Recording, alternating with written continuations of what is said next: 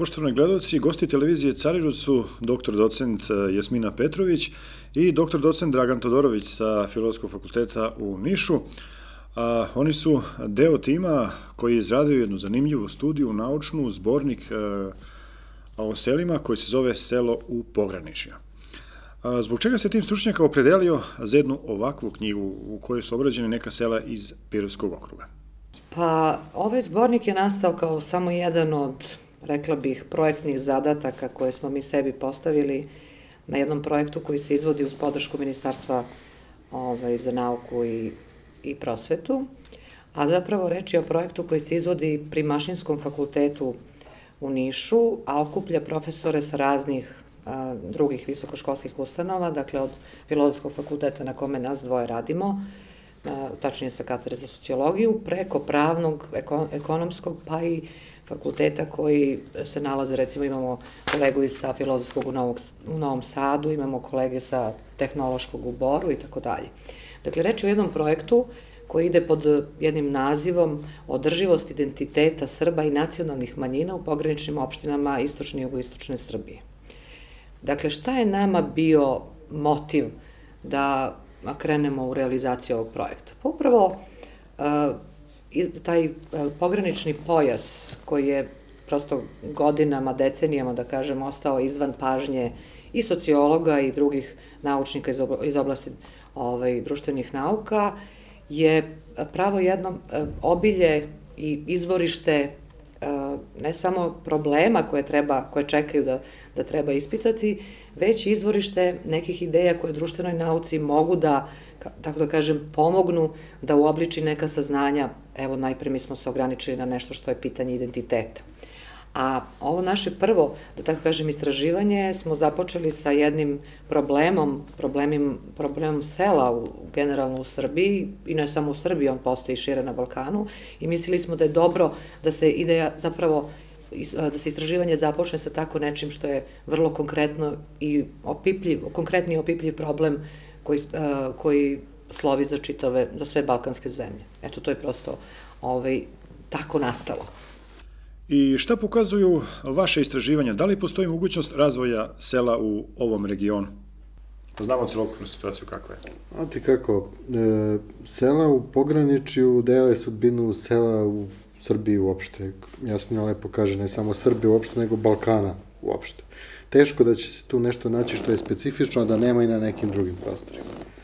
Međutim, značaj koji imaju sela u pograničju je višestruk, ne samo za pripadnike većinskog naroda, koji na neki način je na braniku nekakvom susretanja sa drugim kulturama, navikama i običajima, nego i za pripadnike istih tih manjinskih zajednica koji žive na toj teritoriji i koji se na pojedinim mestima ne pojavljaju kao manjina, nego kao većina naprotiv.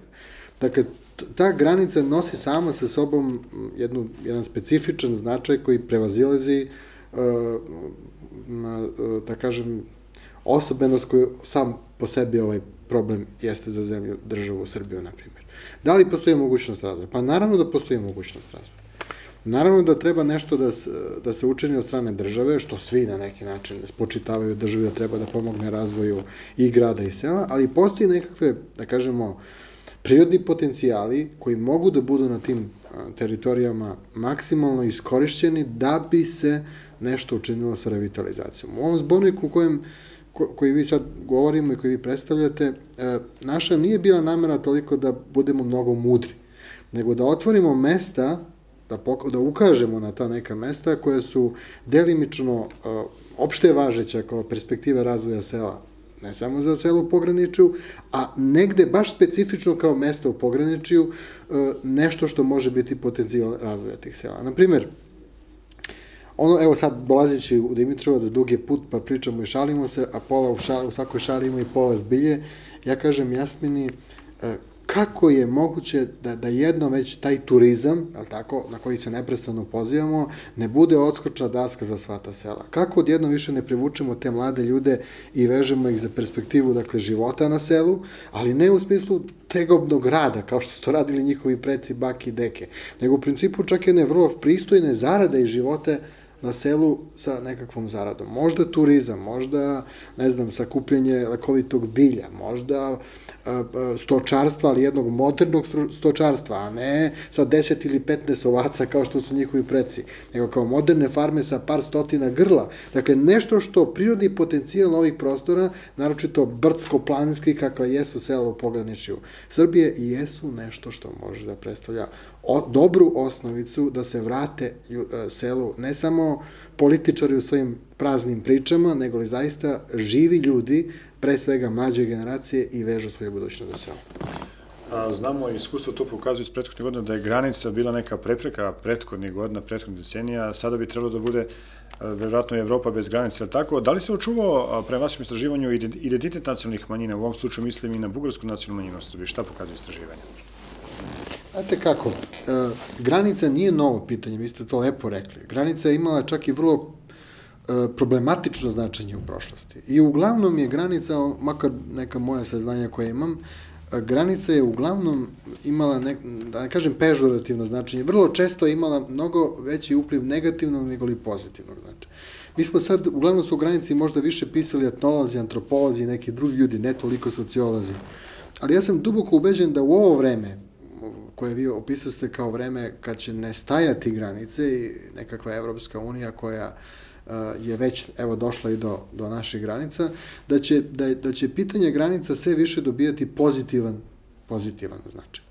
Dakle, granica će biti samo prilika, po meni makar, da se ljudi bolje i uspešnije upoznaju, a ne da im granica bude zapravo izgovor da se međusobno ne poznaju i ne druže. Da se dele, da. Da zapravo bude ta imaginarna, ali i faktička, je li tako, granica koja deli kulture. Ja mislim da je sve ono što može da se zbiva na granici, a neki dobri primjeri su sabori, festivali i neke druge običaj iz godišnjeg ciklusa, tako, koji su postojali u prošlosti pa zamrli u nekakvom postsocijalističkom ovom periodu, pa čak i za vreme posle Drugog svjetskog rata nisu bog zna šta bili aktivni, da su to divne prilike da se probije taj led i da zaista više kultura bude nešto što spaja ljude, a ne nešto što ih razdvaja. Evo, mi smo radili, mala digresija samo, jedan od naših aspekata koji smo radili su vašari. Izvorno su vašari u prošlosti uvek bili mesto gde su se razmenjivali informacije, je li tako, ali i bogato kulturno nasleđe, na primjer. Pogledajte današnje vašare. Današnji vašari su se pretvorili u, bukvalno, imaju samo jednu funkciju, to je zabavna funkcija. Ona ekonomska više nema taj primarni značaj, na primjer, zanati, nešto što je bilo fantastično, gde su se, na primjer, u pirotskom delu koji sam ja pokrivao, gde je bila uska saradnja između, na primjer, bugarskih i srpskih zanatlija i trgovaca, razmena proizvoda i tako dalje. Vi danas nemate na vašarima nikakvu zanatsku proizvodnju. Vi imate trange, frange, bolje rečeno, buvljačku robu sa buvljačke pijace na vašarima. Sa elementima kiča, kako se kaže. Ali imate fantastično zanate, dakle, koji mogu biti kopča koja spaja, na primjer, Bugare i Srbe u pograničnom delu. Dakle, što nije bio slučaj sa ovim sajmom koji sam ja obišla ovde na Smilovskim jezerima. Isto je sajam Agro-biodiverziteta. Eto, to je divan primjer, ili, na primjer, naš kolega koji je učesnik tima, Dejan Krstić, on je radio na Kadibogazu, sabor na Kadibogazu, kao divan primjer upravo to saradnje, razmene ideja između pripadnika bugarske nacionalne manjine u Srbiji, odnosno bugarskog naroda sa one strane. Da, primjeri su svako vjerojatno i znate, Međunarodni folklorni festival Nišavski horod koji se održava u Dimitrovgradu, pozorišni festival međunarodnog karaktera Balkan Teatr Fest i Međunarodna likovna kolonija Puganovski manastir. Eto. To su neke manifestacije. I ko za to zna? Ko za to zna, osim ljudi koji tamo zaista idu, učestvuju aktivno u tom životu, ali nema tih povratnih informacija. O tome mnogo ljudi ne čuje, a treba da čuje. I to su, dakle, spone koje mogu da doprinesu o našoj zajedničkoj priči održavanja identiteta i srpskog naroda i nacionalnog. Ja ću još nešto, ako mi ne zamerite mi. Mislim da su ovo divni primjeri koje kolega iznao vezano za održivost života u selima, u pograničju, ali još jedna stvar mi se čini koja je veoma bitna da se tu istakne, a to je da svaka inicijativa koju, pa i primjeri ovi koje on navodi, ima smisla samo ukoliko ljudi ne nestanu sa tih područja. Govorimo kada tu pre svega imamo u vidu selo. Selo iz koga zapravo najveći deo življa lagano odlazi. Naravno, selo koje smo mi obradili ovde, Željuša, nije primer za takvog sela, ali vi već imate sada, mislim da je jedan meštanin vašega grada upravo neki dan dovršio knjigu o Prači, o selu koje je nestala, jeli? Grapa je iz popisa poslednjeg registrovana sa 3 stanovnika i tako dalje, da ne dajem druge primere. U Prači nema ni jednog, da. Sada već, verovatno, nema ni jednog, ranije je bilo sezonskih, kako sam obaveštena, ljudi koji dođu tu iz grada da prosto da provedu leto i da obiđu tu staru okućnicu. Dakle, veliki je problem uspeti da zadržimo te ljude, odnosno da ne dopustimo, da zaustavimo taj proces demografskog praženja tih naselja, tek onda ima smisla raspravljati o nekoj inicijativi koja bi stvorila strukturne uslove za i povratak i opstanak tog življa u tim krajima. U ovom zborniku je obrađeno ukupno 16 sela, među kojima je i selo Željuša. Zbog čega baš selo Željuša?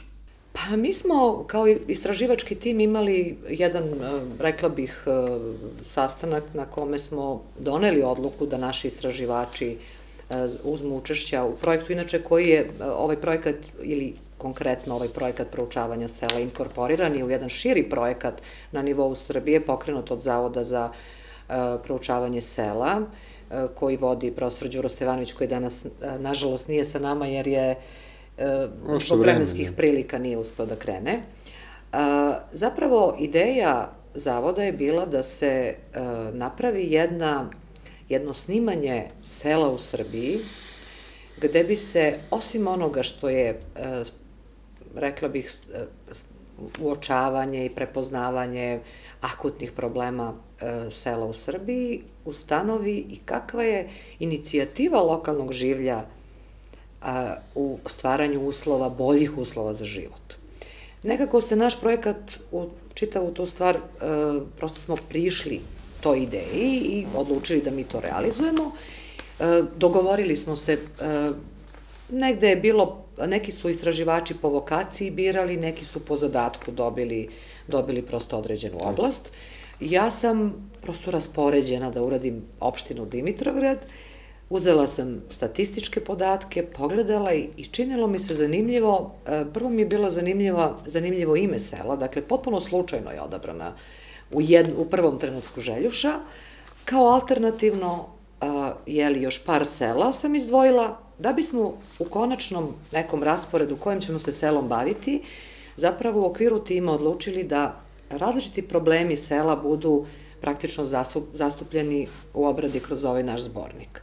Tako sam zaključila da nedostaju sela koja nemaju problem intenzivnog demografskog pražnjenja, da nedostaju sela koje ipak nešto rade na inicijativi i konačna odluka je bila tu, da selo Željuša bude jedno od sela monografski obrađeno, koliko je to moguće, jer je zaista taj obim, da tako kažem, na raspolaganju koji smo dobili strana da napišemo o jednom selu, o njegovim karakteristikama jako mali. Kako su prvi utisci o selu? Pa prvi utisci i poslednji utisci mogu da kažem da se ne razlikuju puno. Željuša je s jedne strane, što je odmah i na prvi utisak je bilo vidljivo, jedno tipično suburbano naselje, dakle ni selo ni grad, koje je nastalo pretežno kad govorimo o njegovoj arhitekturi, o kućama i tako dalje, infrastrukturi, koje je nastalo 60-ih, odnosno 50-ih godina pa na ovamo, sa odlikama takve gradnje, jel tako, sa rasporedom u prostoru koji opet odlikuje takva naselja, sa karakteristikama življa koje odlikuju ljude koji žive u suburbanoj regiji, ali Željuša ima jedan dodatni kvalitet, odnosno žitelji Željušana imaju jedan dodatni kvalitet, a to je jedna fina energija, inicijativa, dakle želja da se popravi život, uslovi života u vlastitom mestu. Ja sam bila iznenađena žestinom koju su mi recimo meštani saopštavali, jer je jedna od, da tako kažem, pitanja u tom upitniku koji se odnosio na samo selo, bilo i to šta ste uradili na izgradnji, ne znam, infrastrukture i ostalih potrebnih uslova za život. Meštani su mi vrlo živo kazivali o tome, sećali se tih trenutaka kad su započinjali, recimo, izgradnju vodovodne mreže, elektrifikaciju i tako dalje. Vidim da inicijative koje postoje, recimo da dobiju ambulantu u svom mestu i neke druge inicijative, da su to, da kažem, teme oko kojih se oni, za koje su prosto zainteresovani, iskreno zainteresovani. I to je ono što mi se čini da je jedan divan potencijal koji treba iskoristiti, usmeriti i na neke druge inicijative koje bi podrazumevale, ne znam, pokretanje neke vrste proizvodnje, ne znam, rad na tim poljoprivrednim gazdinstvima, jer toga čini mi se nema u Željuši u velikoj meri. Da bi mogao potencijal, u istinu, Željuša i nema mnogo plodnog zemljišta, ja sam to, naravno i taj deo ispitivala i o tome pisala u ovom tekstu, ali ono što postoji, dakle, treba iskoristiti. Da, ipak, moram da vas malo ispravim, ipak postoji jedna površina koja se zove Bogatica u Željuši, to znamo iz iskustva, koja možda se ravnja, znači kvalitet zemljišta je kao i u Vojvodini, tako da... Naravno, ja samo govorim o tome da je veličina zemljišta koju ipak to mesto ima daleko ispod neke druge koja, jeli, koje mesta sa tim brojem stanovnika imaju. U tom smislu, inače, naravno, imate vi kvalitetnog zemljišta. Vaš kolega je proučavao selo Brlog ili Brlog, je li tako? Konkretno ja nisam, druge su kolege, znate kako? To je selo iz Pirotske opštine. Iz Pirotske opštine. Treba reći jednu vrlo bitnu stvar, Jasmina je to skrenula pažnju korektno. Znači, taj Zavod za proučavanje sela je sebi postavio vrlo važan zadatak, a to je da na jedan unifikovani način, dakle, prema jednoj proceduri, prikupi što je moguće više podataka o što je moguće većem broju sela, tako? Ovo o čemu mi sad govorimo, to nije akcija, ne znam, nekakvih dobrovoljaca ili ljudi kojima je selo u srcu ili već tako nešto. Pazite, to je jedan vrlo važan problem pred državom Srbijom, pitanje sela, odnosno perspektive sela. Naše pretenzije sa ovim zbornikom nisu bile takve da mi sad damo konačne odgovore ili da ta naša pomoć bude od presudnog značaja. I da se makar nešto pomeri sa te, uslovno rečeno, ne baš mrtve tačke, ali jedne prilično bezizlane situacije u kojoj se nalazi danas selo u Srbiji. Mi smo se trudili, poštujući tu proceduru kolega iz Zavoda za proučavanje sela, da damo skroman doprinos i da u skladu sa našim moćima, ipak je to jedna ekipa od 30 ljudi koja nije institut, pazite, ovo je problem koji bi trebalo da se bavi makar jedan institut, ili makar jedan ozbiljan deo stručne javnosti. Ovo je naš skroman doprinos, znajući naročito da veliki broj istraživača se unutar svojih profesionalnih zanimanja ne bavi selom. Neki su etnolozi, antropolozi, sociolozi, svi oni mogu da dotaknu selo. Tako da ovaj zbornik treba da se posmatra kao jedan skroman, ali važan doprinos, kako, kad se poštuje neka procedura, kad se ima nekakav cilj, kad se ima nekakva vizija, a na primjer i samo ovo istraživanje koncipirano u empirijsku građu, prikupljeno nekakvom unifikovanom procedurom, jeste dokaz da može da se bavi, da ne samo nauka, nego i iz praktičnih razloga, Srbija može da se bavi srpskim selom, može da dođe do vrlo korisnih informacija, prvo od faktičkog stanja, da ne pričamo prazne priče, da ne projektujemo fantastične planove razvoja, a da tamo ima 15 ljudi. Pa ko će da revitalizuje to selo? Ko? Dakle, u redu je praviti planove, ali vidjeti kakvi su realni potencijali. Da li ima smisla danas ulagati u sela koja u zbiru, kad se sve sabere, nemaju koliko nijedno prosečno selo? Da li je perspektiva i budućnost ulaganja upravo u ovakav tip sela? Dakle, prigradska, odnosno sela koja su na samoj granici intenzivnog života sa gradovima, koja mogu da daju nekakvu snagu, fizičku, radnu snagu, koja neće biti problem da možda i bude u gradu, ali da se vrati selu, odnosno da na selo obezbeđuje sve nekakve uslove uz jeftiniji život, da ga tako nazovem. Prema tome, ovaj zbornik ništa nije imao nameru da reši konačno, ali u svakom slučaju imao nameru da podstakne i drugi istraživače da rade. Situacija nije ništa bolja ni u Pirotu, ni u nekim drugim opštinama koje smo obrađivali. Suštinska je razlika samo u tome gde je selo pozicionirano.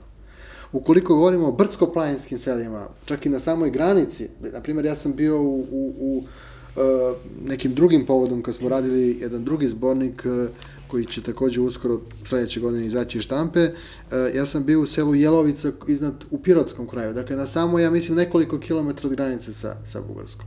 To je selo sa, ne znam, 20-30 stanovnika, koji, uglavnom starijih ljudi, nema tu perspektivu.